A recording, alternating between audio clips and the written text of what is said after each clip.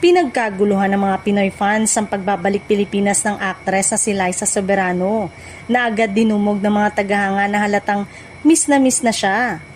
Agaw pansin pa rin ang ganda at face card ng dating kapamilya aktres kaya naman mabilis na kumalat sa social media ang mga larawan at video ng kanyang pagdating. Marami ang natuwa nang muling makita si Liza sa bansa lalo na ang mga tagahanga niyang matagal nang naghihintay na mapanood siyang muli sa isang local project. Sa kabila kasi ng pagtutok niya sa kanyang international career nitong mga nakaraang taon, nananatili pa rin ang malaking suporta sa aktres mula sa kanyang Filipino fans. Mas lalo pang ikinatuwa ng kanyang supporters nang aminin ni Liza na meron siyang gagawing proyekto dito sa Pilipinas. Bagamat hindi pa kompleto ang detalye tungkol dito, sapat na ang kanyang payag upang ikasabik ng fans na matagal nang umaasang muli siyang mapapanood sa Philippine entertainment scene.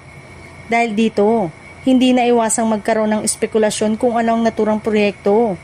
May mga nagtatanong kung pelikula ba ito, television project, endorsement o ibang collaboration.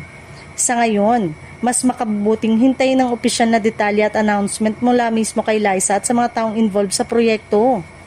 Say naman ng ilang netizen, patunay ang mainit na pagtanggap kay Liza na hindi na walang suporta ng maraming Pinoy sa aktres. Para sa kanila, posible pa rin pagsabayin ni Liza ang kanyang international endeavors at paggawa ng piling proyekto sa Pilipinas kung nanaisin niya.